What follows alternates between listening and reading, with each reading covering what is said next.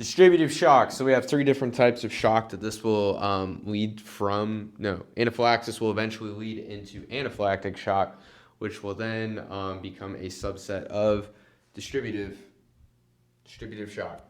We also have neurogenic shock, we have anaphylactic shock, and we have septic shock. These are all subsets of distributive shock. So with neurogenic shock, has to do with the brain loss of normal vasomotor tone due to unopposed parasympathetic response. Parasympathetic being fight, non-fight or flight. Sympathetic is fight or flight.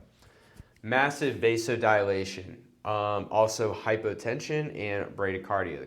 The heart is slowing down and BP is dropping. All of these are creating neurogenic shock. There's still enough blood in the body, in the vessels, but it's not being told through communication how to be pumped. Anaphylactic shock, the most extreme form of anaphylaxis. So we have hypotension, tachycardia, bronchoconstriction, and edema and dyspnea. Ultimately leads to cardiorespiratory failure. Both of these, we're going to have honestly, all three of these, we have the same treatment, 20 milliliters of kilogram bolus PRN. Septic shock, systemic inflammatory response syndrome, SIRS, can lead to severe organ dysfunction and death. Profound circulatory, cellular, and metabolic abnormalities cause. I don't think I need to hold this. I think that's pretty good right there. Typically, distributive shock is a pipes problem, meaning that the shock state is coming from massive and prolonged vasodilation. It is not a fluids problem, as you see in hypovolemic shock. You're having there's less blood flow because there's less blood. There's less blood volume. Or a pump problem, as you see with cardiogenic. So the heart is a pump. It's not pumping. Cardiogenic shock. And obstructive shock, if you have a pulmonary embolism or any kind of embolism, cardioembolism. I don't think that's a word. Review questions. Gravita is. Wait, these are all review questions? Okay, good.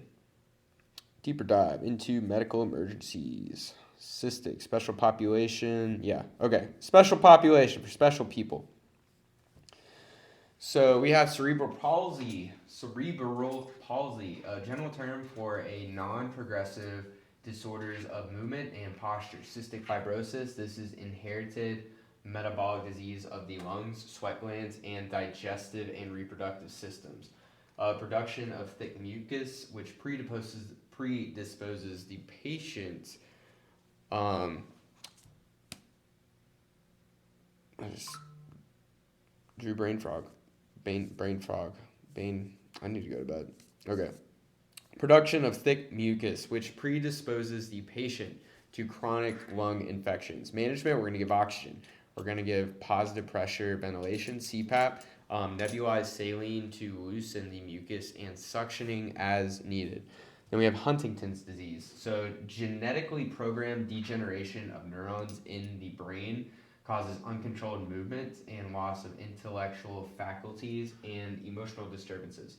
Management, this is incurable. We will give empathy as much as we can, sympathy, and supportive care in the pre-hospital setting. Muscular dystrophy. So this is inherited muscle disorder with a slow but progressive degenerative muscle fibers that are diagnosed early onset.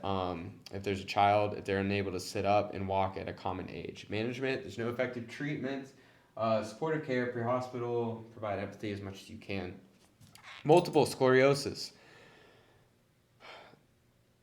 Demyelination of the myelin sheath. So this is, imagine you have a electric cord to your lamp, and the rubber or plastic, whatever the cord's made out of, that protects it from the metal, you have holes in that. Like if a rat's been chewing through it, your cat's chewed through it or something like that, it's frayed, right?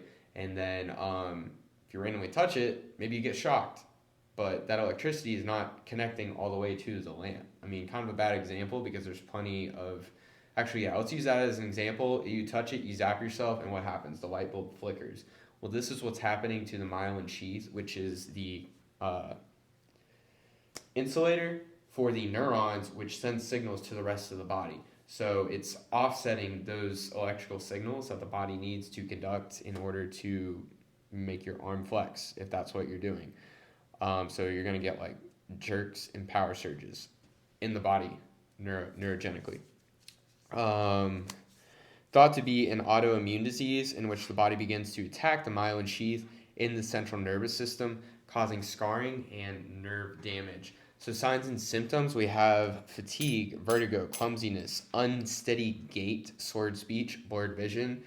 No cure exists, supportive care in the pre-hospital setting. We also have Guillain-Barré syndrome, acute, subacute type of progress, polyneuropathy. Prominent weakness with some sensory changes begins in the legs and spreads upward to the arms and body, causes a near total paralysis over time. Patients often require mechanical ventilation.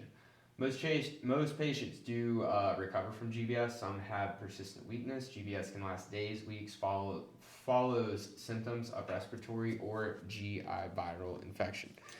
Parkinson's disease. This is a degeneration of the nerve cells in the basal ganglia of the brain.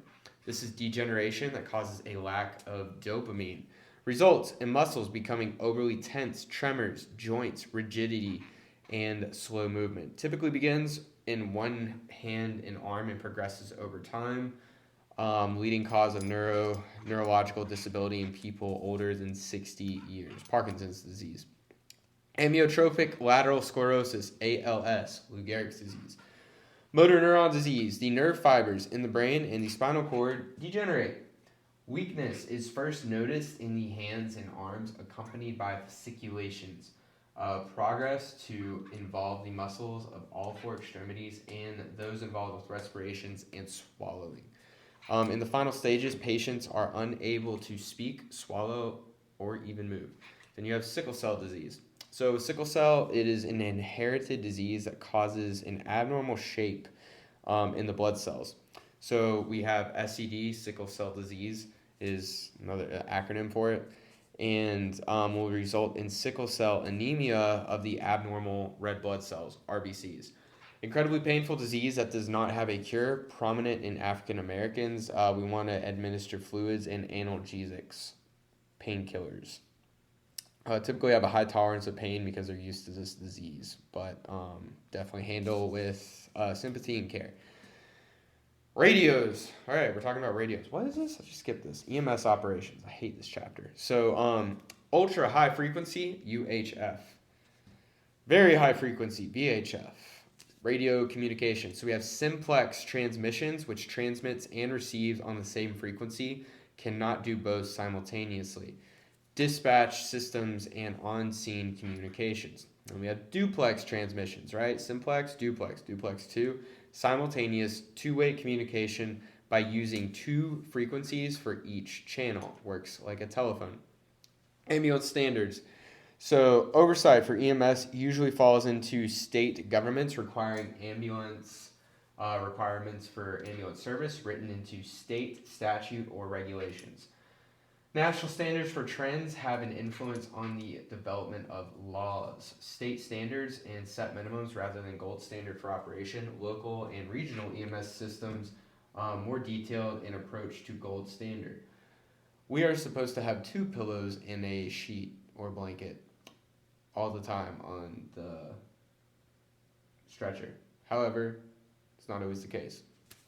So we have different ambulance designs. We have type 1, conventional truck cab chassis with modular ambulance body.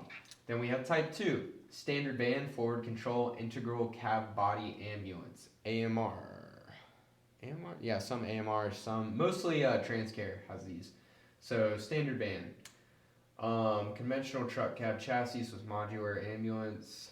So it is not connected. They're separate. Yeah. That's what we have. Actually, we have this. All right. So type 3 and type 4. Kind of hard to... Wait, these are these? These are different. Specialty van, forward control, integral cab body ambulance. Medium duty ambulance designed to handle heavier loads. We definitely have that because we're driving the inner... What do we have? KWs. Air medical ops. Launch information. Requesting agency identity, contact radio frequencies, call back the cell phone number, local weather conditions, presence of hazardous materials, number of patients, and basic medical descriptions. Landing zones. Landing zones for the officer should be designated, coordinated incoming aircraft operations, and the incident commander, IC. Selection site of the, we want to make sure the site is prepped, site protection and control, air to ground communication, updating on the incident commander on the estimated time of arrival, make sure all debris is cleared. We want a 100 by 100 zone for landing. And we have the flashing, I forget what we call them, but flashing lights for landing gear, landing pads. LZ, landing zone, ideally 100 by 100 with little to no slope. If the area is dusty, we're going to consider slightly watering the area with a fog pattern nozzle. Never necessary to have charge the hose line, point at the aircraft. Yeah, so don't point a loaded gun at the aircraft.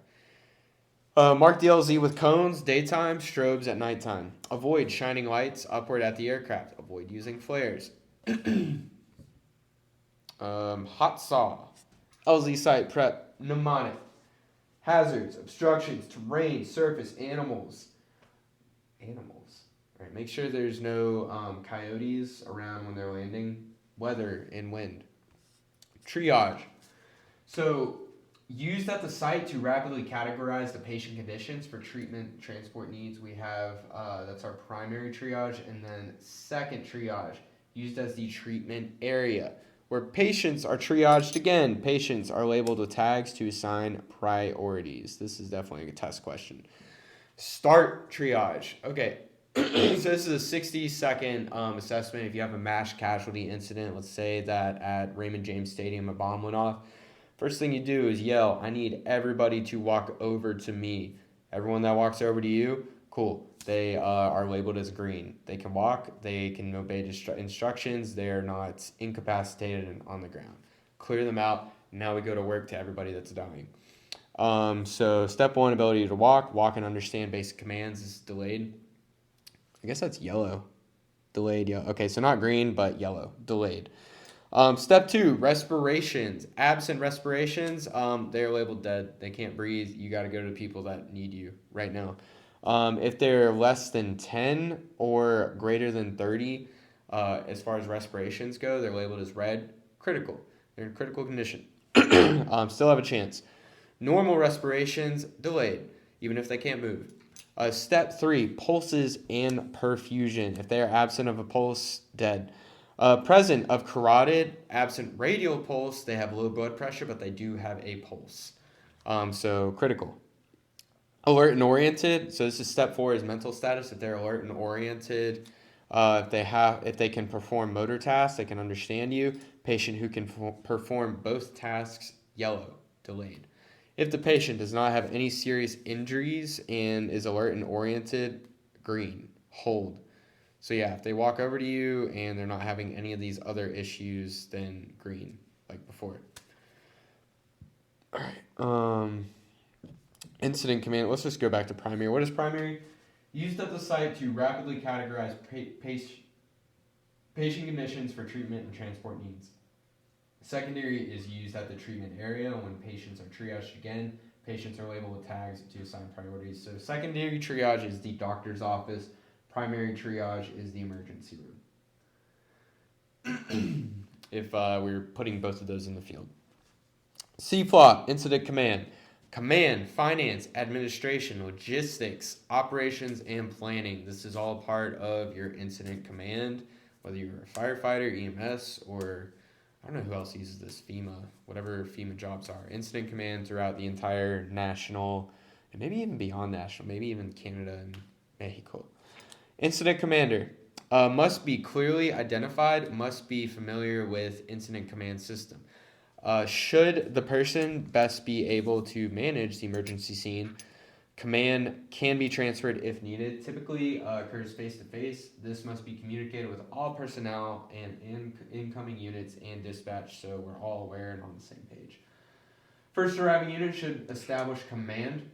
When two or more units are responding, if there is a large scale event, not necessary for an isolated ambulance call with only multiple unit agencies. We could have a bus crash, and that could turn into an incident command.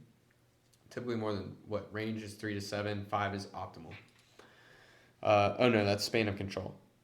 So, span of control, the number of people or tasks that the incident command can control. 3 to 7 makes an ideal team, and I think that's like, I was gonna say one of the Navy SEAL books I read. They talk about like a team of 7 is the best amount, but I think it was actually 7 to 13. If you're gonna get a task done, you want 13 people because beyond that, there's too many cooks in the kitchen. But you can have enough people delegated to perform enough responsibilities and share the load of whatever the operation is. With large incidents and lots of personnel, separate divisions should be utilized to oversee personnel on scene. Incident priorities in order: life safety. Top priority is to protect yourself and your rescuers. After that, then we protect the citizens, then tend to the patients. Incident stabilization and property conservation. So, incident stabilization, if there's a fire, we want to control that fire, stop it from growing, mitigate the growth. Then, after that, all right, let's go save all the heirlooms and pictures and documents, whatever's in the people's houses that we can. Hazardous materials, formerly called material safety data sheets, required by OSHA for each chemical produced, stored in the U.S., supplied by manufacturer, contains information for emergencies and exposures. International hazardous materials classifications. We have class 1 is explosives, gas. I forget, what was the acronym that we had for this in fire school? Every good female, what is it? Every guy,